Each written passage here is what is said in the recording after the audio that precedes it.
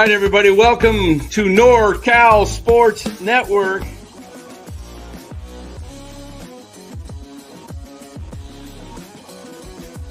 And this is the same hat that Brock Purdy's dad wears. Chat loves it when Marty Lurie comes on. Anytime you lose a game this time of year, when you can't go backwards, it's a problem. All right. Welcome on in to NorCal Sports Network as we co-stream with Marty Lurie and friends here on YouTube.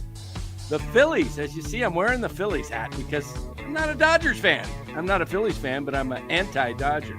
So Phillies get it done tonight, 8-2. We'll talk about this game. We'll talk about the other 3 ball games that were played earlier today.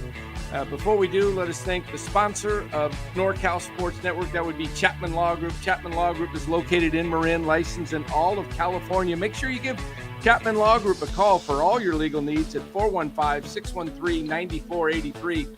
Let them know NorCal Sports Network sent you. All right, guys. We'll kill the band there.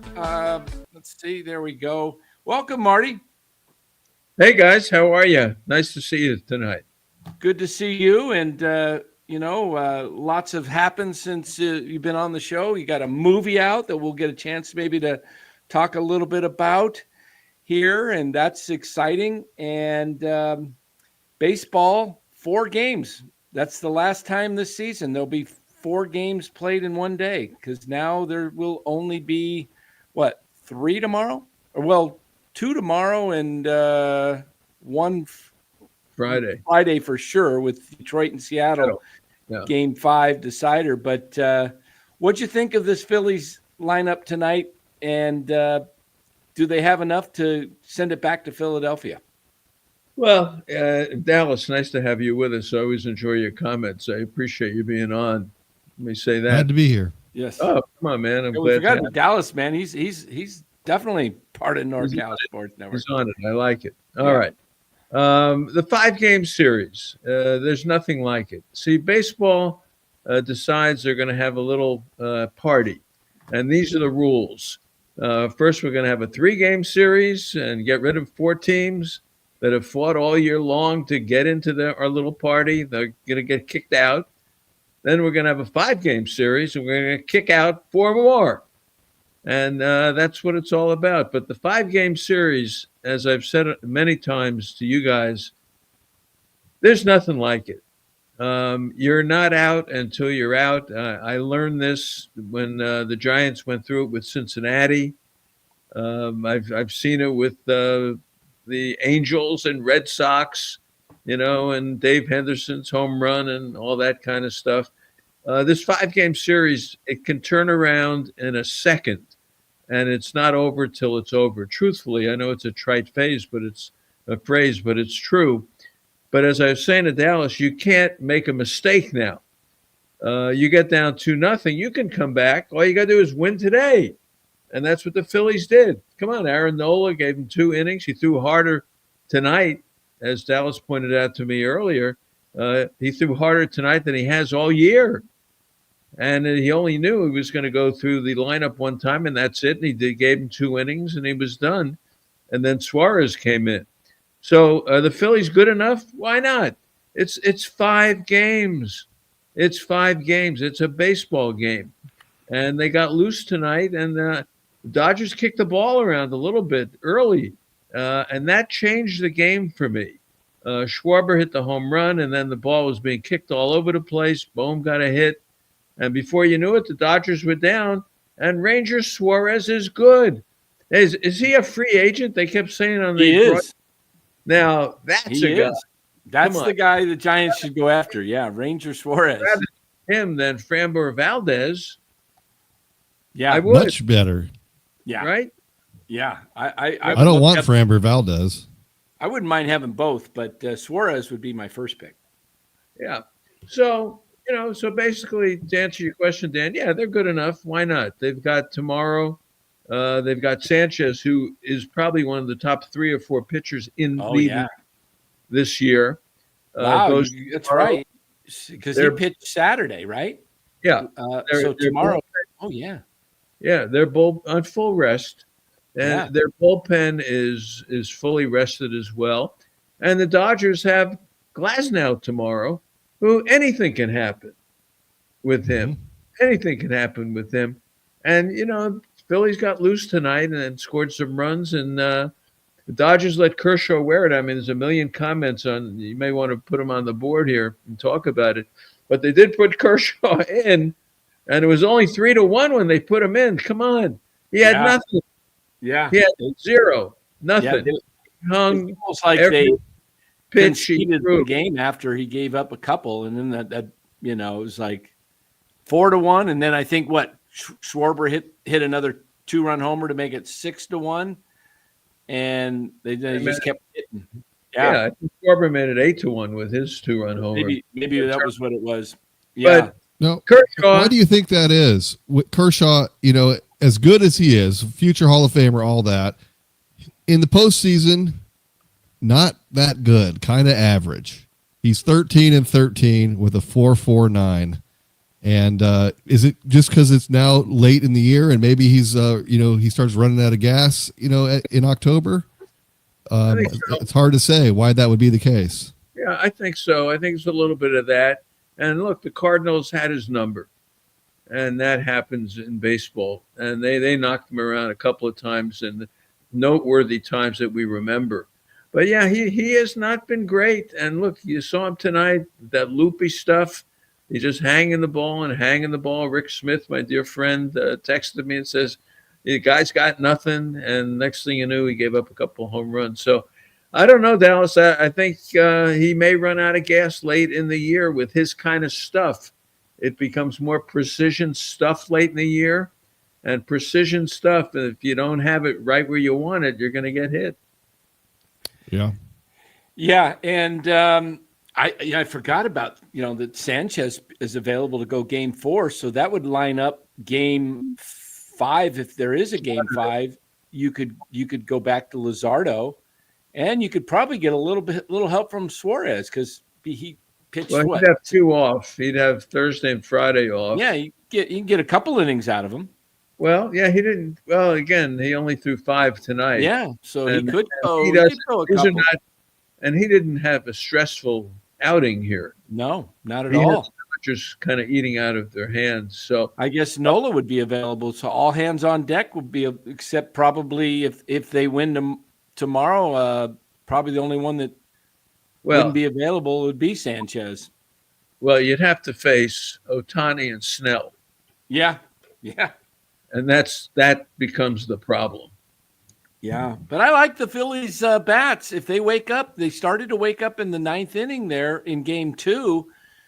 You go back to that game 2, that bunt that they had the runner on second, Castellanos, who's as slow as molasses, who did a horrible base running job. You have to know that wheel plays on, and there's nobody covering second to pick you off. If you just follow bets, you got to know that the second baseman for the Dodgers is covering first.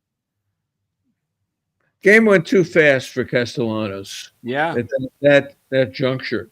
He was worried about getting doubled off. Yeah. If the ball was hit, so he got no jump. He didn't know where Betts was. He didn't know if he could take a big lead, whether Betts would sneak in behind. He didn't know what to do. And he should have been out of the game. And I know their theory was, and this is why you can't think what's going to happen tomorrow. They had to get that run now. And if it took Wilson running for Castellanos now, look, you're giving up an out. You're going to bunt. You're playing for the tie. If you're playing for the tie, get him off the bases. What if it had been a ball to left field, a single? He can't score. So if you're conceding, I'll play for the tie, put yourself in the best position and get a guy who can run on second. All right, so then Bader comes up. He gets a hit. You put Luzardo in to run for him. Yeah. If that's the case. They did it ass backwards. Yeah. Backwards completely. And I like the strategy. I mean, I texted it out to friends and the whole thing. I said bunt. Play for the tie at home. Your bullpen's better than the Dodger bullpen. Play for the tie. But they did it all wrong. Yeah. Hey, before we move any further, we got a member here. I'm not sure which member channel of NorCal or Marty Lurie and friends, but either way, welcome, Chris. Yeah, Chris Woods, good man from Sacramento. Great fan, good baseball fan. Chris, nice to have you here. Thank you. Very good, very good. All right, so the Phillies, like you said, Marty, it's one game. You just, at this point, one game at a time. You saw what the Giants did in 12, down 2-0, and go back to Cincinnati and have to win 3 in Cincinnati, and they pulled it off. But, the pressure, I think, goes on to the Dodgers tomorrow in a way because they don't want to go back to Philadelphia. Yeah. No, I agree. And there's some momentum there. Once you see you lose the first 2, you kind of think, I don't know, there's maybe a little bit of a lack of confidence, and now you can see some cracks in the foundation. And, those guys are beatable, and one game at a time. You come out tomorrow and win, and it's a new series. So you just can't lose an inning. You can't give up 4 runs in the 4th inning. You can't do it. You just have to play 3 really good baseball games, and you can get it done. Now, look at the Cubs. I mean, the Cubs today, they're home. They're at Wrigley. The end of the game that Keller, survived and got it done. I don't know if the Cubs have enough pitching, but this whole thing, this whole playoff, I mean, this is only the 5-game series. They got to go through 7 games next. They will have you'll be pitching for the Phillies if they get to the World Series. There's nobody left. Everybody is exhausted, and it's just the 5-game series. That to me is almost the story of this thing. Who's going to be left when it gets to the World Series? Yeah, that's why it's so tough. It's so tough. Koufax in the stands today. They showed Koufax. Saw him. Yeah, he looks good still. Yeah, come on. I said that Koufax could get 3 outs when he was 70. Yeah, I would have brought him in when he was 70. That's how good he was. Man, he looks good. And we'll get into this thing about pitching because we'll be covering. We're just going to touch base a little bit more on this game tonight, and then we'll talk briefly about the 3 earlier games, and then we're going to get into some Giants talk because we know that everybody's interested in what's going on with the Giants. Who's going to be the next? Are they still in the league? They still are. They're still allowed in. We'll see. We'll see what their next manager is going to be, and then maybe we'll talk a little bit about some of their needs. I think when we get into it, pitching's my biggest issue. But let's talk a little bit about these earlier games. It started off today with Detroit and Seattle. In Detroit was facing elimination, and they are down 3-0. And then they storm back for 9 unanswered, win 9-3. And now they got the momentum and Tariq Skubal going on the mound Friday. What do you think about that chances of is this Detroit's kind of been a weird year? They started off like the best team in baseball for the first, 100 games or so, maybe a little more. And then they just fell flat on their face in the second half, almost an all-time collapse. They're lucky that Houston collapsed at the end, or they may have been watching the playoffs like the Giants. Well, the Tigers have good young players, and with young players like that, they can at any moment get the job done or not get the job done because you don't know the consistency yet of them. But Skubal will get the job done.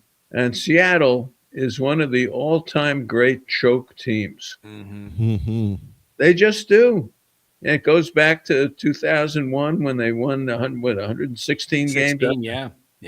They got to the ALCS and they were gone. Was it the White Sox that knocked? I forget who knocked them out. The Yankees, didn't it? The Yankees, the Yankees. My former next door neighbor, it was neighbors with him for 8 years. he was the bench coach of that team with Lou Piniella. It was John McLaren. Oh, come on. He's one of my friends, John McLaren. You know John well? I know John very well. John McLaren and I go back a long way. Really? Yeah, John's a great guy. And come on, he coached the Chinese team. Yeah, and then he became the manager of the Mariners in 2008 and got off to a job, and then it blew up. Yeah, rough start, and then it just kind of fell apart. But John, I used to talk to John. We were, shared our dividing line between our properties, and I would walk over and we'd talk baseball. John was, I think he's still living at the same place, and great guy. Yeah. We did the fantasy camps together, the Seattle Mariner fantasy camps. Oh, yeah. Those. I love John. He's fabulous guy. Yeah, he is. Seattle, they never hit when they're supposed to hit. Remember Houston? Every time Houston would get in with the 3 Bs and the killer bees and all that, and the Braves would just shut them down. That would be the end of them. And it's sort of like that with Seattle. It would be nice to get the monkey off their back again, like they did in '95. It would be nice to see them do that. It would be nice. It sure seemed like that was going to be the case, but now I think maybe the even though it's going to be in Seattle, I think maybe the Tigers have the edge here. Well, come on, it's the story is pitching. Momentum. Who's your starting pitcher today? That's called momentum. Yeah, and Skubal, he's from Seattle. He's not going to be. He is. That's right. He is from Seattle. At least he went. Well, he's actually from Arizona, but he went to Seattle University. Seattle, yeah. And I think there's some connection to the Bay Area too with him. I think. Yeah, I think so too. Maybe the Giants after next year. So who pitches for Seattle? It should be. Should it be Gilbert or who opened up for them? Or Kirby? Maybe it's Kirby. Yeah, probably Kirby. I think he opened up for him. Yeah, let me look here. Friday. Not having Wu hurt them. Yeah, Wu was a big. Yeah, it is Kirby. It is Kirby. Marty, you're a historian of the game, and we have a lot of younger people in the chat that are not aware of this. But to me, a funny World Series would be Seattle and Milwaukee. The Brewers were the Seattle Pilots for one season. In 1969, they were an expansion team that failed financially, and they had problems with the stadium. It wasn't completed. And then they just said, baseball said, you know what, you're not ready. And they moved them to Milwaukee. Well, you know who the architect of that was? It was there's Alan Selig. Yeah, but known as Bud Selig. Yeah, he orchestrated that deal. And Seattle was going bankrupt. They were going to be finished. And they were in spring training right down here. I think, where were they? Chandler? They were somewhere down here. Yeah, they were in Chandler for quite a while. Yeah. I think Chandler. And they were in spring training. And spring training ended. And everything got on the truck and all that. And the truck left. And the question was, is it going north? Or was it going to the Midwest? And it ended up going to the Midwest. It was like in the middle of the night, one of those Baltimore Colt deals. Yeah. Wow. Yeah. The Mayflower trucks. They became and Bud Selig orchestrated, became the owner, and parlayed that into. It was a used car salesman. Yeah, basically. It was a car salesman, right? Yeah, so was Marge Scott. So was Marge Scott of the Cincinnati Reds. She was a big car dealer. Yeah, and he parlayed that into being the commissioner of baseball. And he's still alive. I run into him every once in a while down here. He hangs out at Sculpin's Deli. He likes Sculpin's Deli. Oh, okay. All right. Yeah. I think it would be a fascinating. I don't think baseball would love it because of the marketing. Yeah. Well, what do you think is? Well, we know the American League is going to have something like Toronto, Seattle, or Detroit. Of those three, who would you like to see? Personally, I would love to see Seattle. They've never been. They're the only team in baseball that's never been to the World Series. Is that right? Yeah, it is correct. Even the Rockies made it in 2007. Okay. Yeah. They're the only team that has not had an appearance in the World Series, Seattle.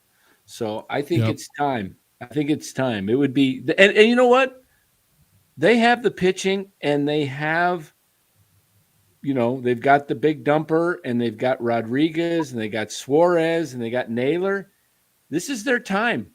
This is their time. And this is their year, in my opinion, because if they can get past the Tigers on Friday, Blue Jays are tough. I said I thought the best two teams look like the Blue Jays and the Dodgers going into this, but I did make a wild prediction, and part of it was from my heart, not my head. I picked the Phillies to win this series over the Dodgers. Just, I thought maybe the Phillies pitching could shut them down enough, and we'll see. It's still time. You still got Sanchez coming. They're still alive, but yes. That's why I kind of lean towards hoping the Blue Jays win, just because they have the best chance, I think, to beat the Dodgers in the World Series.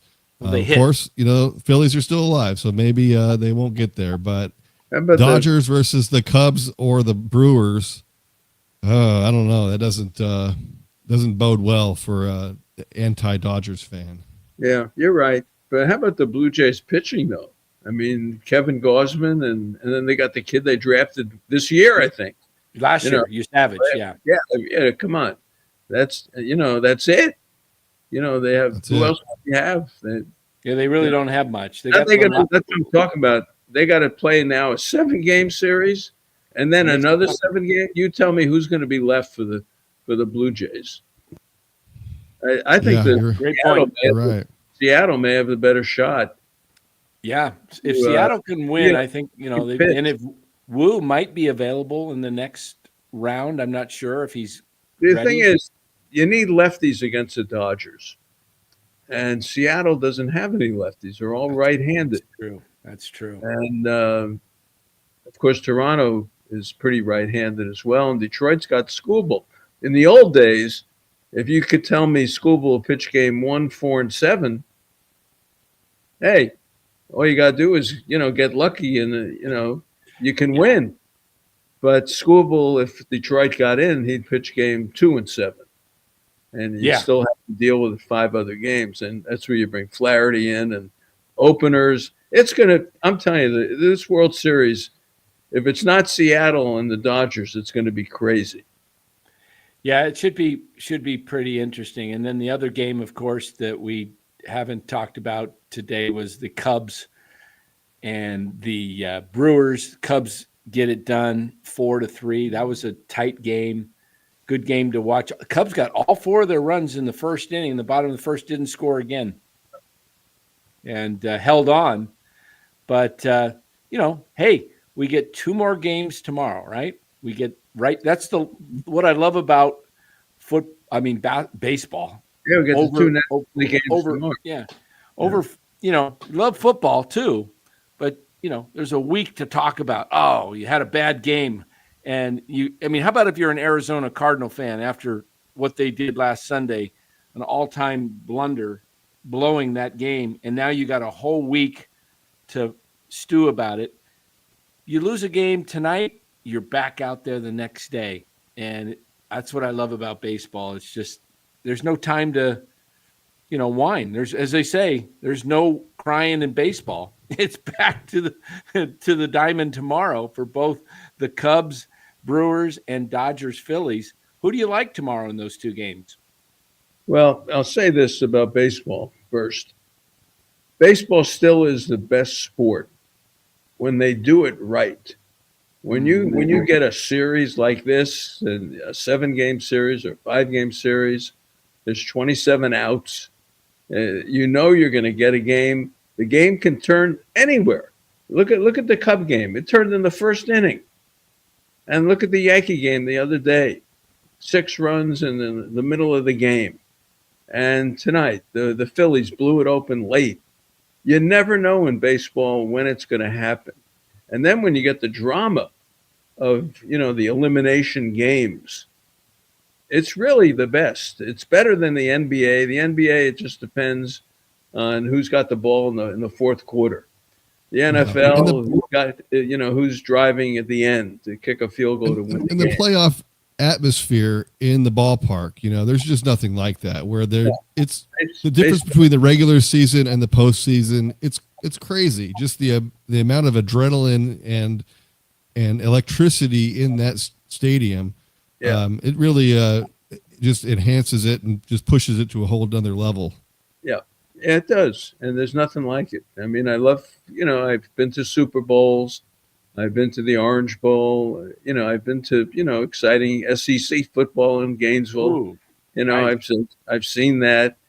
But there's still something about baseball that when it clicks, it's like no other sport. So with that in mind, it's Sanchez tomorrow against Glasnow.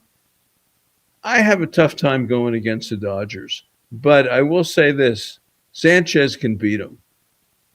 You need a lefty. You need a lefty to neutralize Muncy, Freeman, and Ohtani if you can.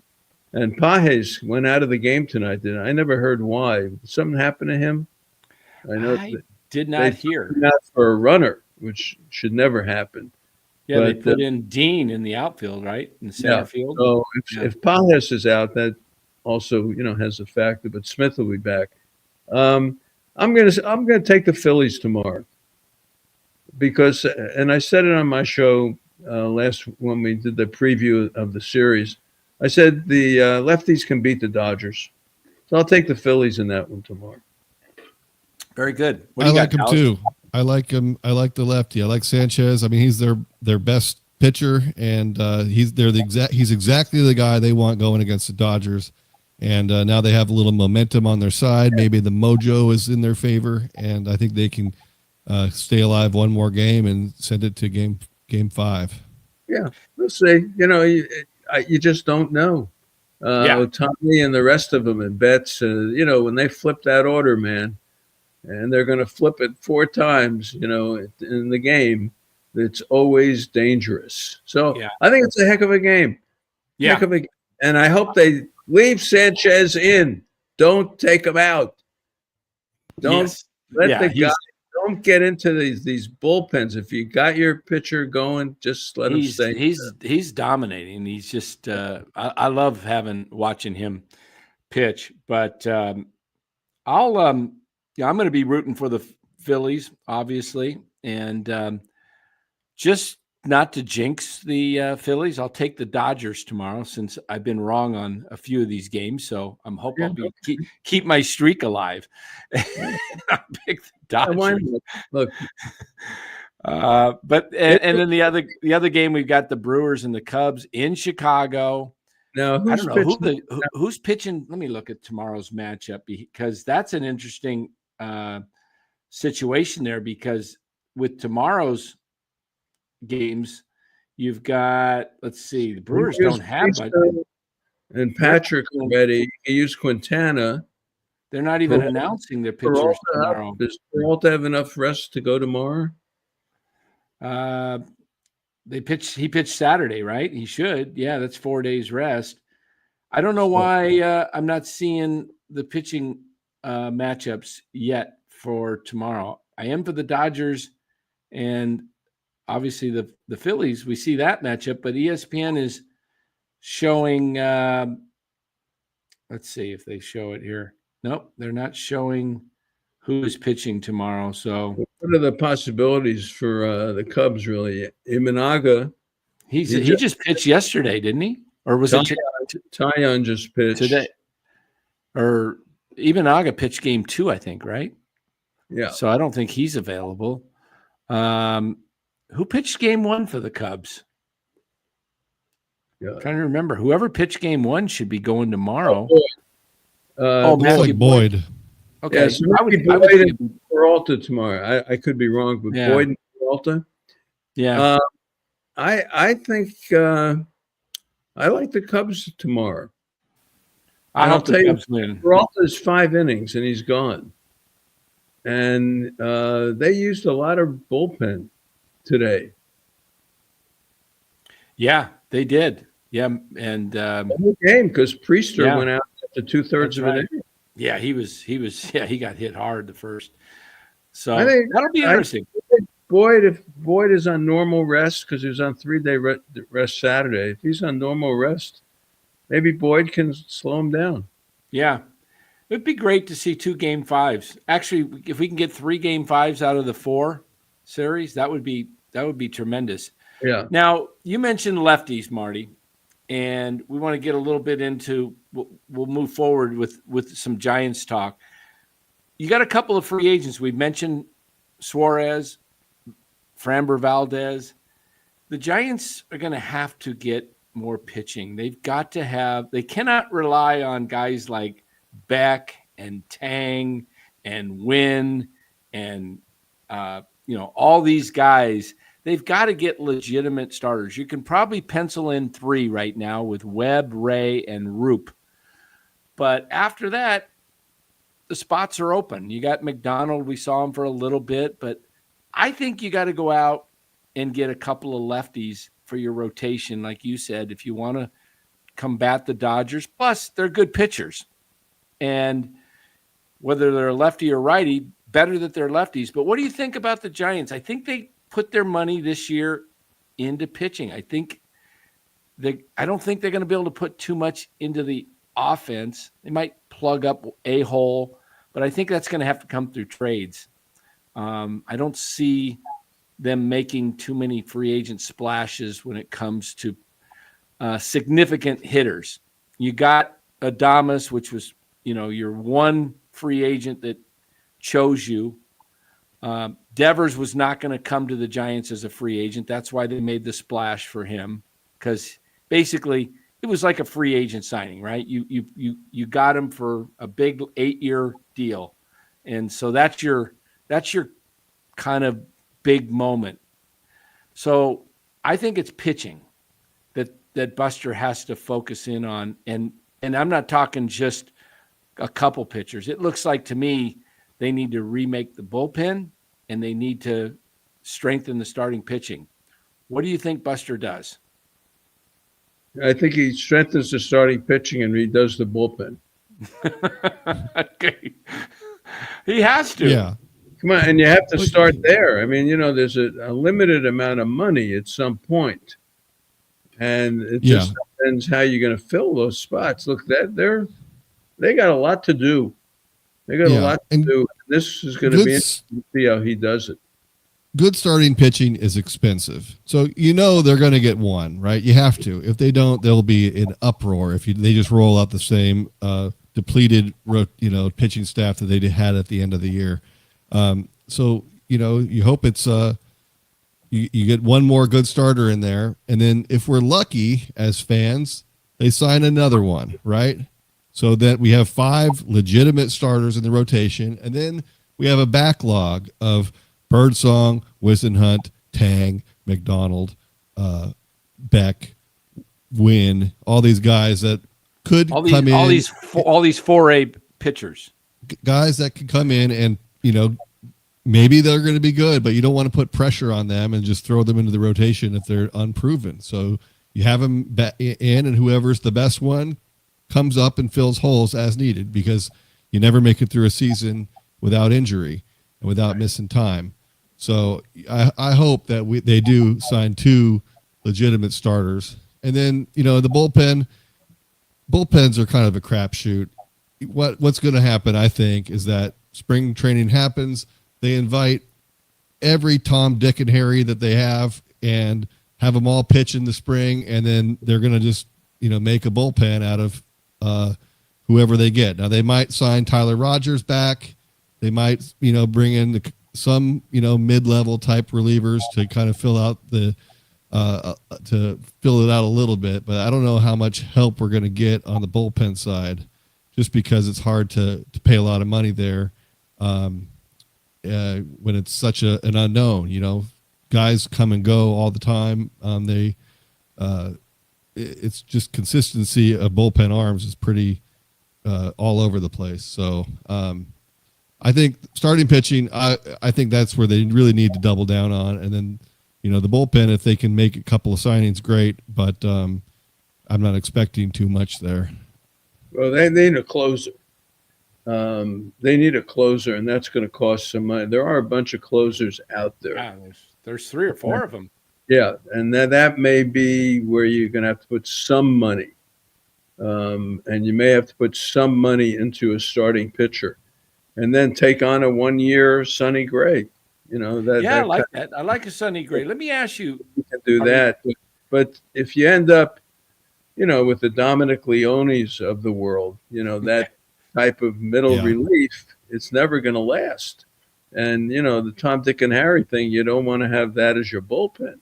And I agree. It's easier to find them because they look for guys who can throw 98 to 100, like Peguero, and bring them in and hope that you connect with it. So that middle relief, I agree with you. Eric Miller, Lucchesi, and then you try to find another lefty out of nowhere to do it. But you need a closer.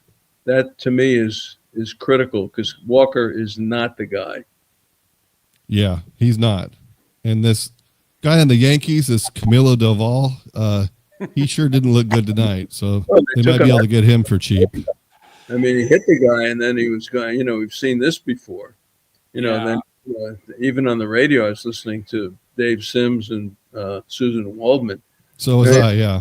In the body, remember the body language. They started him with that and slumping on the mound, get him out of there, and he was up and in on whoever he hit.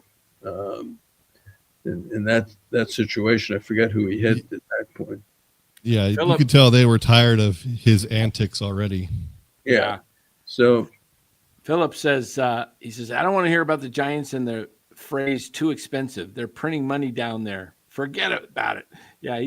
Giants they may have to spend some money here.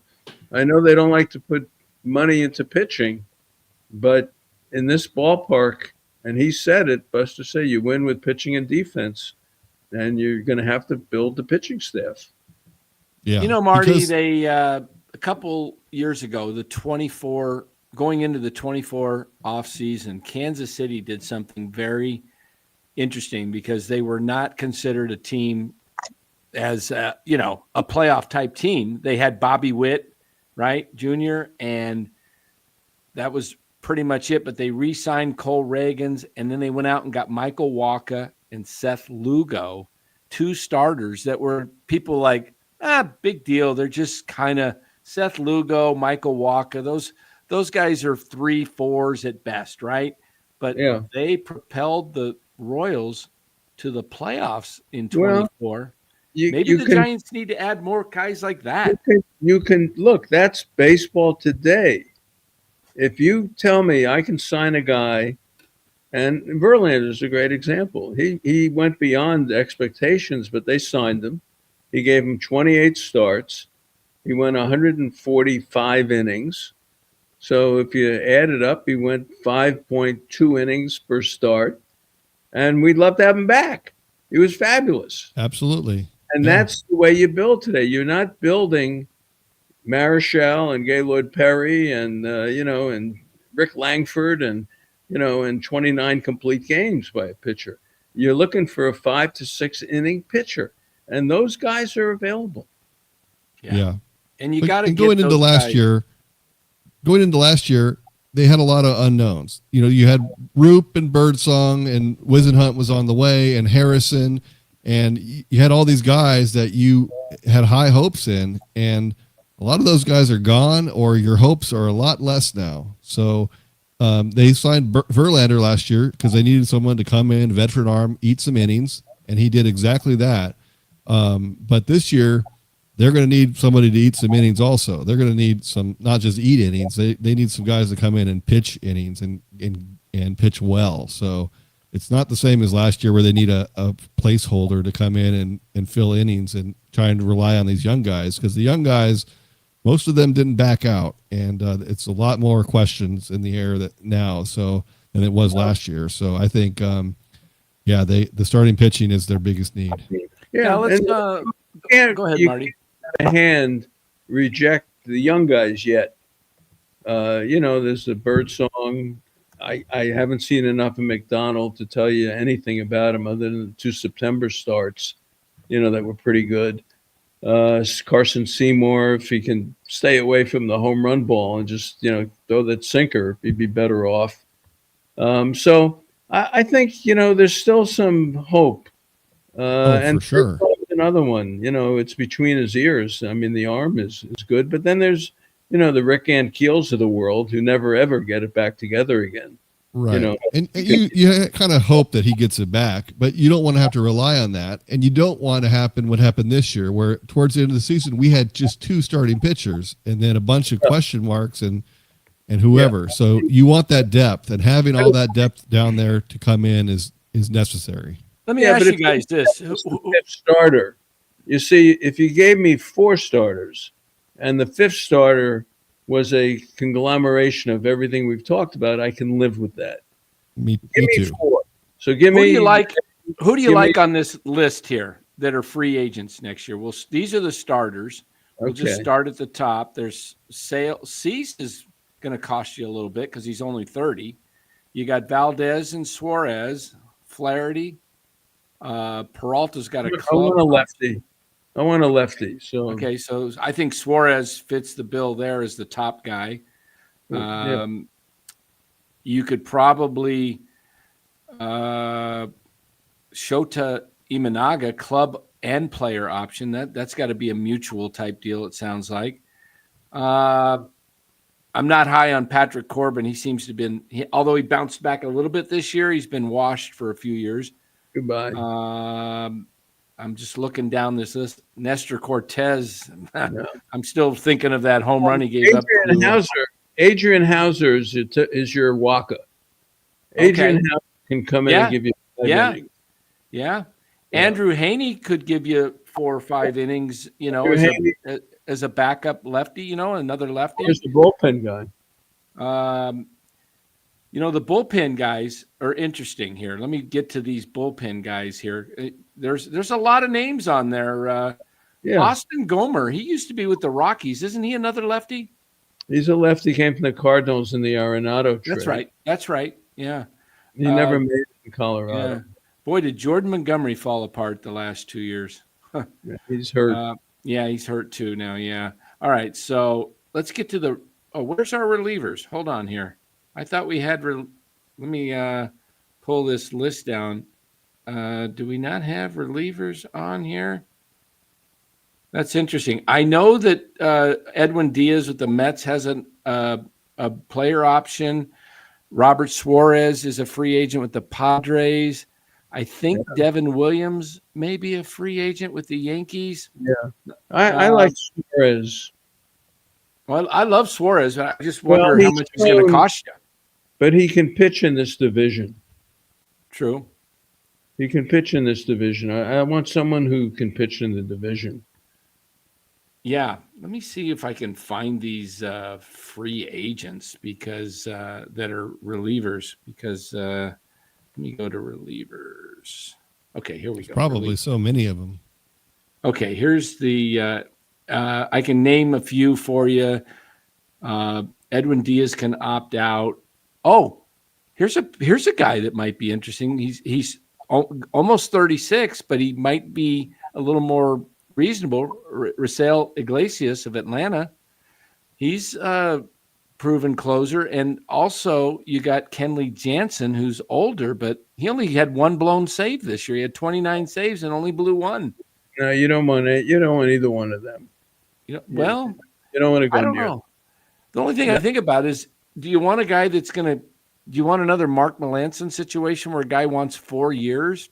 Well, he was a slop pitcher. He had to throw the curveball over. He couldn't throw it over, and then he was done. Yeah.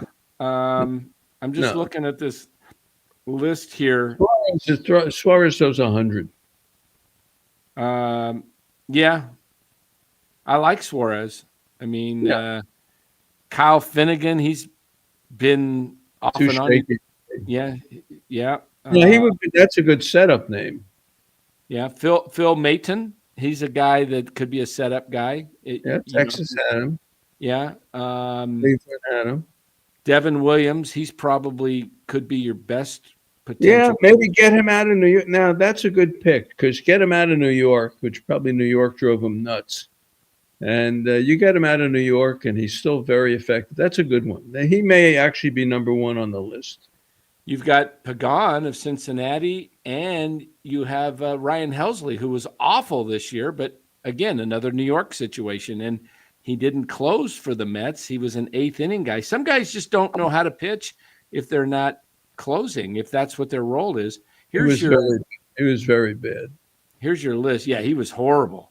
Iglesias, Yates, he's older. Montero with Detroit. He was with Atlanta, then got traded. Kittredge, Jansen, Leclerc. Wasn't he with Texas in the year they won the World Series, right? I heard something happened to him. Yeah. Romano was awful with the Phillies. Helsley. Pagan had a good year with Cincinnati, and pitching in that ballpark is not as friendly as pitching in Oracle. Maybe he's a guy. How about Alvarado? Yeah, Jose Alvarado. That's right. He got that suspension. He's club option. It's saying, okay, $9 million club option. They're not going to pick that up. I wouldn't think. Yeah, Mayton would be a guy that could be your 6th, 7th inning guy. Maybe 8th inning. He was not bad. Yeah, I think there's guys that on here that you can remake the bullpen with 3 or 4 of these guys. It's like Chris Martin. He got hurt. He gets hurt though. Oh, Martin he's good, but he's always hurt. Yeah, he's 39, I think now. But it looks like the ages. My God, it looks like the oldest group I think I've ever seen. Yeah, it's an old group. Yeah, you got Iglesias at 37. I think Jansen's like 39. Yeah. So all right. So we're in agreement that they need to remake the bullpen and add a couple of starters. If there's one position player out there that's, obviously within reason, that you might be able to trade for, who's a guy that you would want to see the Giants go after? I've got a guy in mind, and I'll just tell you who it is. I would love to see them go after Xavier Edwards. He plays second base. He's athletic. He hits for average, hits around 290 to 300. He's got speed. He's quick. He's very athletic, and he doesn't strike out a ton. And the Giants, I'm looking at this lineup next year, and I'm thinking if they add Eldridge to the lineup and just kind of keep it the same, what's going to be different if you don't have the pitching that can take you the whole way through? Not pitching that gets you through 90 games and 100, and you're like, oh, okay, but then they wear out. But I was counting the number of guys that strike out over 25% in the lineup, and it's everyone except Jung-Hoo Lee. So you got to score more than 4 runs a game. You can't just be scoring 1-2 runs and getting shut out 20 plus times a season. We all agree. I don't even think it's the new manager can come in and even change the mindset that much. There should be a shift in their approach to try to hit for contact, try to play into the strengths of Oracle Park. And you just don't see that happening. So they do need to maybe add at least one more piece that puts the ball in play, makes contact, hits for average, just to balance out those Chapman and Adames. I think you need 2 of them. You got to find 2 guys to add. Rick Smith, who was on with us last weekend, brought up a good point, and that is trade Eldridge. He's the same guy. He's exactly what you got with Devers. Yeah. And, what are you going to do with him? So if you could get something serious for Eldridge, if people feel his potential's there, maybe you could fill a couple of spots with some controllable players like an Xavier Edwards or somebody else for Eldridge. Yeah, and I think your best, they're not going to trade Webb, but it's Webb and Eldridge are their really only 2 commodities that will bring you some star power back. Otherwise, you're talking about just fringe guys that you're trying to add. And I think the Giants need a couple of contact hitters. If somehow you were able to get a Stephen Kwan and an Xavier Edwards in your starting lineup, now you can live with the strikeouts because these guys aren't going to be striking out all the time and they're going to be on base. I said this a month ago. Watch the playoff teams. Yep. Watch the Blue Jays. Watch the Brewers. Watch the Dodgers to some extent. These teams put the ball in play. Correct. Put the ball in play. Nico Horner. They put the ball in play, and that's something the Giants don't do. So this is a good lesson. Yeah, this may be more than a one-year deal.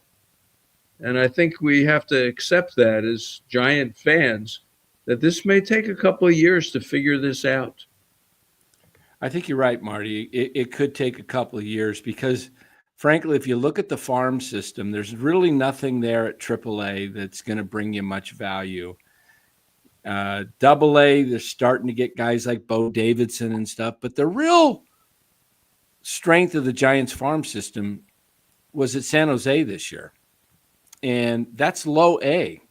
And a couple guys got moved up to Eugene, but you're looking at 2 to 4 years before these guys all start to come. I mean, you got your kid from the Dominican, the number 1 international signing, Jesus Gonzalez. How does his full name go? What is it? Jesus. The $6 million man. Yeah. Now they say he's supposed to be really, really good, but he's at least 4 years away. He's right. The Giants don't have time to wait that long, though. They have these guys signed, Chapman, Adames, Devers, for 6-7 years, 7 more years.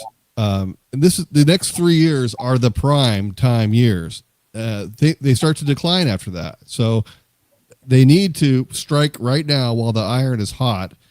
In order to do that, you need pitching. They need to spend money now. Otherwise, you're going to be wasting all this money you're spending on these players. Go ahead. On these years. Let's hear who you want. Go ahead. Pitching wise? Yeah. Ranger Suarez, I think, would be a great fit. Okay. I think if they can just that's an important piece to this offseason. So they could add. I'd like to see them. If you could add someone that hits more for contact, like a Bo Bichette, bring him in to either move Adames to second base or have Bo Bichette play second base. Get a guy that hits 300 in the lineup, and I think that would make a big difference. Okay. And then you're right. Trading Eldridge is an option. They should be listening to anybody who picks up the phone and calls. It makes you have the DH, so it's not a Willie McCovey situation where somebody has to go play the outfield. But I imagine they're going to have Eldridge taking reps in the outfield, in left field or right field, just so that they have a little more flexibility with that, because there's not a lot of wiggle room with 2 power bats that play the same position.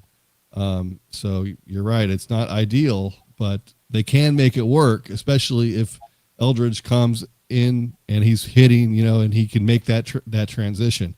We may not see him in the major leagues right away if they don't feel he's ready, which would alleviate that issue, Yeah, but he probably needs more AAA time.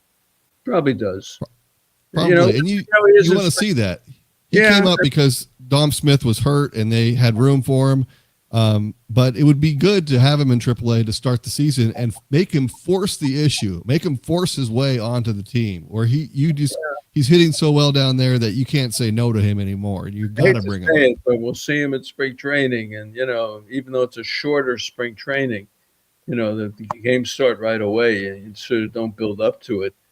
But they'll give him he's coming off the wrist injury, so he's going to play a lot down here, and we will see. And if he has a scorching spring training, he'll break with the team. If he has one of those spring trainings like he did last year, where he hits a couple home runs and then strikes out, 12 times in a row. He won't.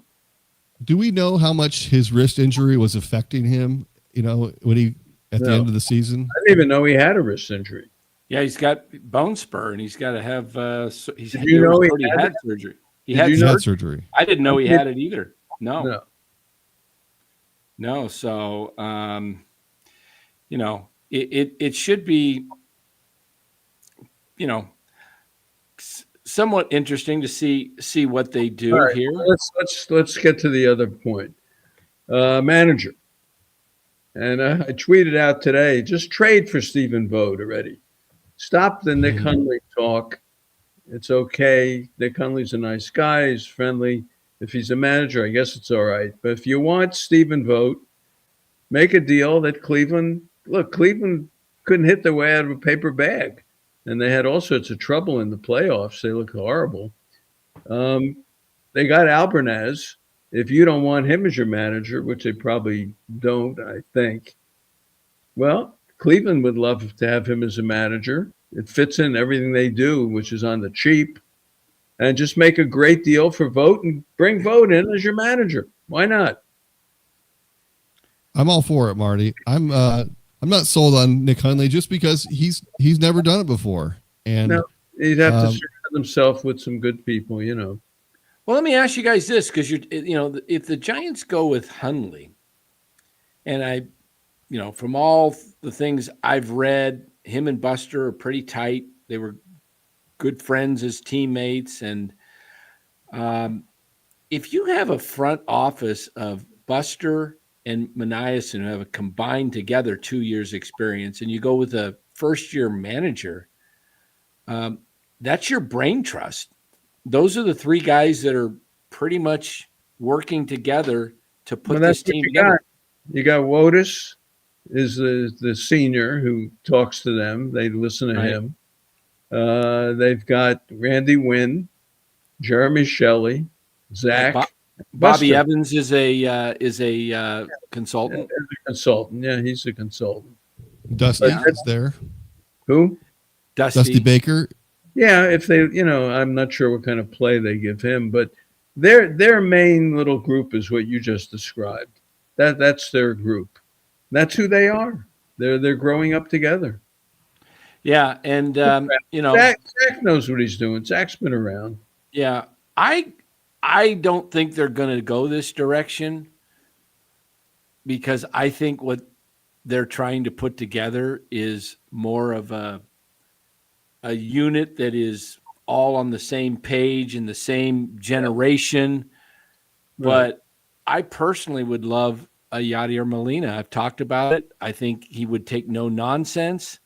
He's one of the best catchers ever in the game. He was one of the most prepared catchers when it came to knowing what he was going to be. Can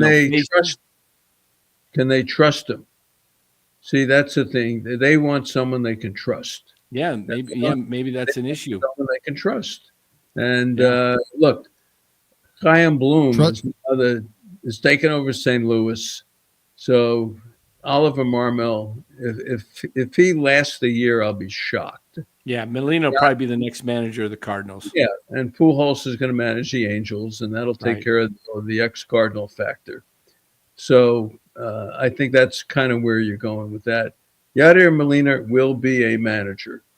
But look, he sits in the Cardinal dugout. They brought him in this year. He's sitting around, and Marmel gets the new general manager, and you know what happens. The new general manager says, I want my guy. What do you think of this comment, Marty, from Aaron Lost, also known as Bake That Dough, those cookies that are incredible? He says he thinks Posy might want someone who hasn't done it before, so he's moldable and a yes man to how Buster wants it done. Buster is then a de facto manager. Yeah, I don't think it's quite that dramatic, but yes, I think it is someone that, like Dan explained, who gets along and is the same philosophy. It used to be the general manager would hire someone who he could drink with. That was the way you got the job. Now the general manager hires someone who you can talk analytics with, and that's the difference. It's a different world. You're now having powwows about who to put in the 5th inning and the 7th inning, and there's so much planning that goes into that. We have no idea. We're watching a game like we think we're watching a game in 1910. Oh, well, bring the pitcher in and hit behind the runner and do this. Come on. It's what you throw in this count and where he hits it in this count and where your outfielder stands in this count. And it's so complicated. It's unbelievable. So you need a manager who understands that and who can play ball with you. What do you think of with all of that technology and positioning and standing here in the box and do all this stuff, and the league hits 240? I mean, maybe all that fine detail of information helps out the pitching more than it helps out the hitting. The pitching is totally different. I mean, you got the average fastball is 94.5. I was going to say 95. Yeah, that's your average. Now, when I grew up, I mean, come on, you had one guy who could throw 95. Who was that? Yeah. Who was that? Ryan or Gibson or who are we talking? Well, I guess when I grew up, it was a striker, Ryan Durant. Or someone like that. Who could, bring a fastball and you go, holy cow, my God. Or Tom Seaver maybe in his prime, or Gibson. But now, if you can't throw 95, Colin Ray. I mean, he may pitch tomorrow. You got to throw 95. So to answer you, Dallas, I think it's the pitching. I think that guys go back to the dugout, and I said this last night, so I'll say it quickly, but they spend too much time looking at the iPad and having the iPad try to tell them what to do, as opposed to using your head and trying to outsmart that pitcher on the mound, for your next at bat. What did he do to me? What do I need to do to counteract that and beat that guy? And I don't think there's enough of that. I think there's a lot of reliance on the numbers and not enough of reliance on your own wits and trying to put, your own knowledge to use. And I've never understood why guys take a fastball down the middle for a called strike 3. I'm always watch these games. Watch this kid for Lucas for Toronto. Watch Durbin for the Brew. Just watch the way they hit the ball where it's pitched. Yeah, it's an art that they do. If you guess fastball, and it's a breaking ball, you have time to adjust and foul it off. If you're guessing a breaking pitch or off-speed pitch, and a guy throws you, even the guys that only throw 91, 92, they can blow it by you because you're thinking they're going to throw something at 80. I'm always, as a hitter with 2 strikes when I played, you want to protect and don't guess anything but fastball, because if you get the fastball, you're ready for it. If you get the breaking pitch, your foot move, you got your stride going, but you have time to punch it foul or something. It just blows me away. These adages, get ready to hit the fastball and adjust to the breaking stuff. That's the deal. Very, very never. Now the fastball is on you. Yeah. Before you can do anything. And then if the guy has a changeup or a slider, I mean, I look at the strikeout totals. Every guy they bring in, 77 innings pitched, 82 strikeouts. I mean, everybody who comes in has that ability. It's really tough. You have to be a good hitter today. Yeah. And of course, the philosophy that you're pointing out, Dallas, of what you're taught is the uppercut, is the Adamas swing. Every swing you take is to get under the ball and knock it out. So he's going to run into 30. He will run into 30, but he's going to hit 220. And strike out 200 times. He better hit 50. Yeah, and he's going to strike out 200 times. Senior asks, Marty, can you break down the Bud Selig rule?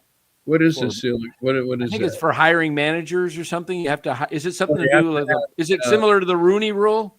Yeah, I guess so. It's to promote diversity, but of course, baseball now doesn't acknowledge that anymore. They've changed all their marketing, and diversity isn't something that they want to get involved with.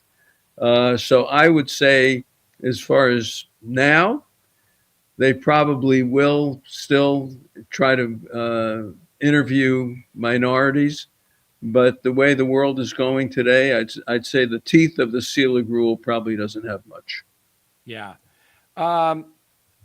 Senior, I guess, if you're looking at social media tonight, Yankee fans are fed up, obviously, with another losing season, not getting the big trophy, right? Is this something, if Boone was to get released in the next day or two, is that something that you think the Giants and Buster should kick the tires on, or do you think that's not a good fit? I would think he needs to go to a nice South Seas island for about 6 months and just relax before he takes another job. This poor guy, for what New York has done to him, he's got a heart. Curacao is lovely.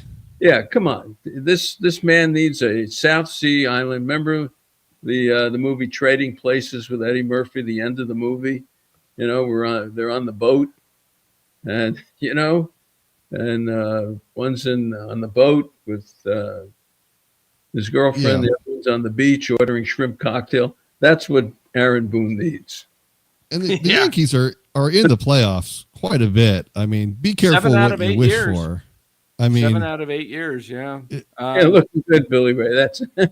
That's the one. Yeah. I mean, the Giants have sniffed the playoffs 1-9. I like Bud Brad. This is very good. He's on this.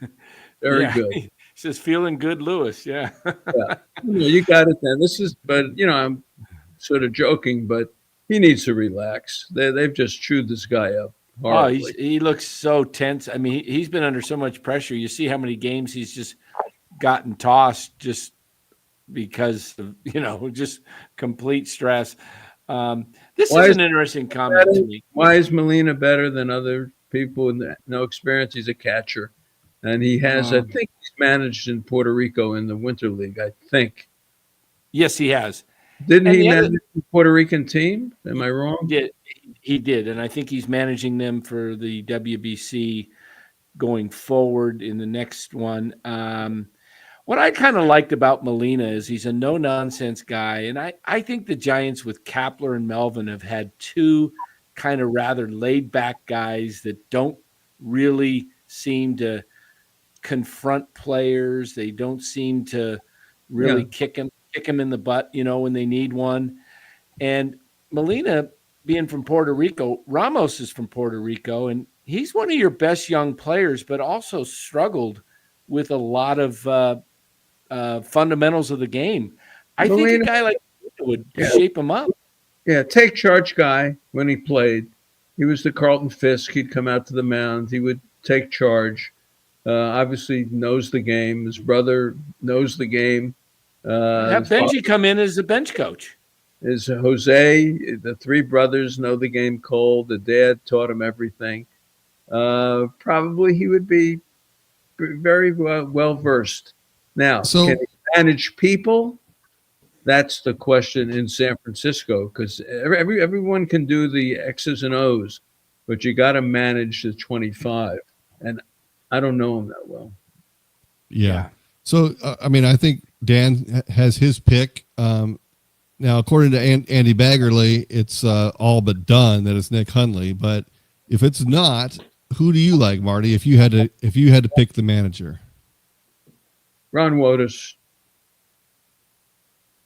Yeah, I think all the boxes. he should have had a shot many years ago, and there's no better baseball mind. No, he's youthful enough. He knows the organization cold. When you're the manager in San Francisco, you have to handle the media as well as handle the players in the clubhouse. And Woe is the best at that. He is great with the media. He's a great communicator. He's a great guy. He communicates. He knows the game cold. He wants defense. He's a defensive specialist. He understands everything about the game. If he wanted to do it, I would say Woe. But I'm not sure he wants to do it. He's been, sort of on the sidelines for a few years, and he's enjoying that life. But I said to him, Yeah. look, if they paid you $5 million, would you do it? And he said, when do we start? Yeah. And I mean, Ron Wotus is 64, and I think they want somebody that can manage for at least 5 years, right? I would think that they don't want to go with somebody short term. So, if he I'm would be willing 64. They haven't called me. to. 79, they can call me. I could be the oldest manager in the history of baseball. Hey, Come on. I'll do it for 500,000 this year. That's it. I'm with I can go with Marty. I mean, we've got a 79-year-old managing the country, so we could have a 79-year-old managing a ball club. I'm 4 months older than Trump. How old was Trump's- Jack McKeon? How old was Jack McKeon when the Marlins won it? Yeah, he's about 80, something like that. No, I don't think he was that old, but look, he was in perfect. He was that in his time. 70s. Yeah. Yeah, he was perfect. He sat on the bench with a cigar and he smoked a cigar, and that was it. But that was a different world then. As I said, Yeah. this world of managing today with all this information, it could drive you nuts. So you have to have someone who's ready to accept that type of managerial spot. You have to. Yeah. But I'd take Woe. If I had to pick one, I'd take Woe. I interviewed Wotus in 23 in spring training. In fact, nice. There it is. Nice 8-minute interview with Ron Wotus. Great guy. I sat down and, he was such a pleasant guy to talk to. Yes. I've had him on the show every Sunday morning for 15 years. Yeah. Yeah, I was gonna say this guy's interviewed him. I mean, he's so many times. Yeah. Yeah. I know, loved his he's the best. down to earth guy. And, Giants should have given him a shot. It's too bad. Yeah, he should have had. Should have had the job instead of Kapler. It would have been, but Jake McKeon, 72. Okay, I appreciate. No coincidence that Wotus was the bench coach, or was he the bench coach or the third base coach? I think he was the third base coach for the 21 team. Oh, 21. Kai Correa was the bench coach, I think, right? Yeah. But Wotus was. If you look back at the 21 team, which was obviously an anomaly, but you had Buster Posey and Ron Wotus were the two guys that I think Right. And you were the Craw. stabilizers. How about Craw and Belt? Yeah. That was the last hurrah of those guys. They were fabulous. Yeah. Fabulous. Mm-hmm. That was a fabulous year. And They were all terrific, and they were the veterans. They knew the game. They played the game correctly. And there's so much to do. We've covered so much territory tonight, and they've got things to do. But the thing is, these 7-game series, I don't know what the pitching's going to look like, but watch the hitters, watch the good hitters here, and see what they do. And I think that'll be our education for this playoff. Yeah, I like the Blue Jays just because of their hitting. Marty for manager. We've got Bub Rad says Marty for manager. Right. Marty, before we get out of here, tell us about your movie that's out. Tell us about your movie, and then we'll wrap it up. Okay. Well, it's a documentary, and it's been in the works for about a year and a half. Randy Field and Michael Pickman Toon and Charlie Pearson put it together. And it's called Baseball Mensch. And Mensch in Yiddish is supposed to be the good guy. And the Marty Lurie story. So if you go to baseballmensch.com, MENSCH.com, you'll see the trailer. But the movies had 2 screenings, and they were both sold out at the Vogue Theater. And it's my life story of being a criminal lawyer for 25 years and getting into broadcasting and how it all happened. But within the movie, there are also so many appearances: John Miller and Matt Cain and Dwayne Kuiper and Kruk and Rennell. And there's so many people in the movie talking about me and baseball. Yeah, there I am. That's me. So it's gotten good reviews, and it's not streaming yet. They're still working on that. And then we'll see where I think the next time it's going to be shown Maybe the season ticket holders in November, they're talking about doing that at the ballpark. But it's already got into 3 film festivals. There's one in La Jolla, there's one in New York, and one in West Palm Beach. So it's fun. It's a good story. They did a good job with it. And if you go to baseballmensch.com, as Dan is doing, you can see the trailer, which is fun to see. Awesome. Yeah, can't wait to see it. Yeah, there's a trailer on there that is 7 minutes and 40 seconds. So a nice trailer, not just a 2-minute trailer. Oh no, you believe me. When you see the trailer, you'll appreciate what's going on here.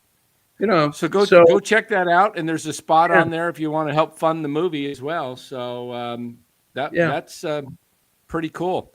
Hopefully, so. Well, great, Marty. It's always a pleasure having you on, and we will do it again here.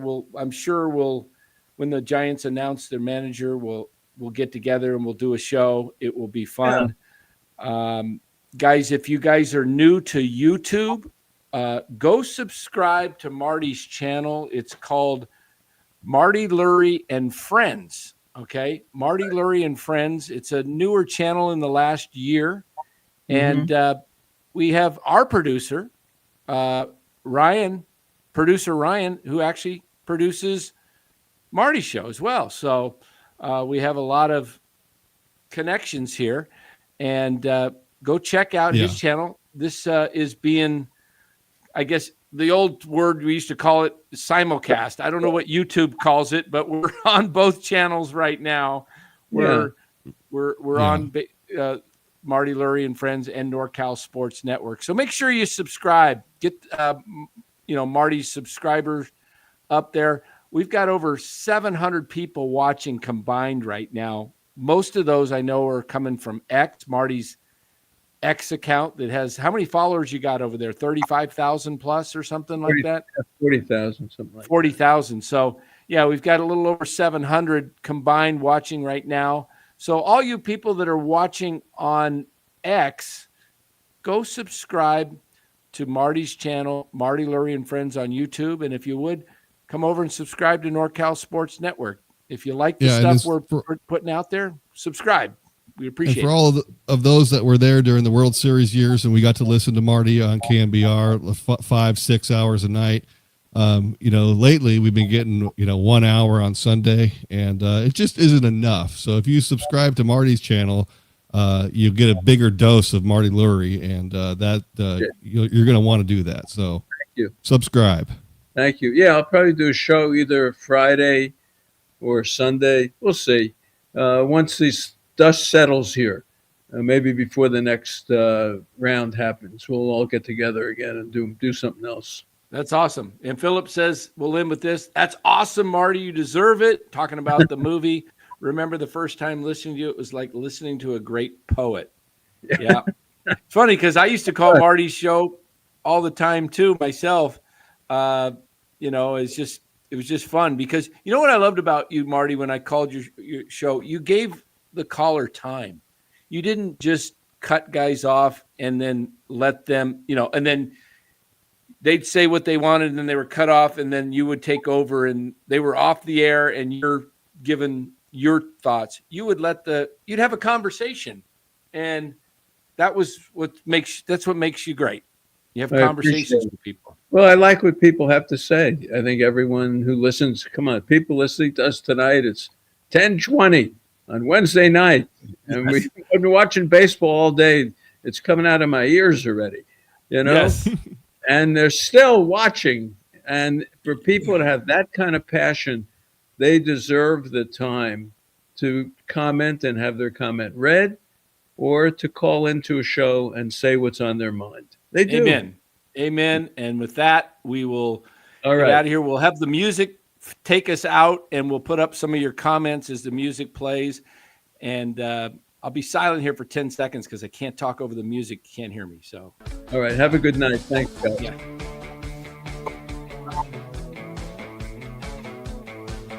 Appreciate you watching, being part of this show, and appreciate your comments. Make sure you give it a like. If you're watching on Marty's channel, give give it a like. If you're watching over here on NorCal Sports Network, give it a like. We greatly appreciate it.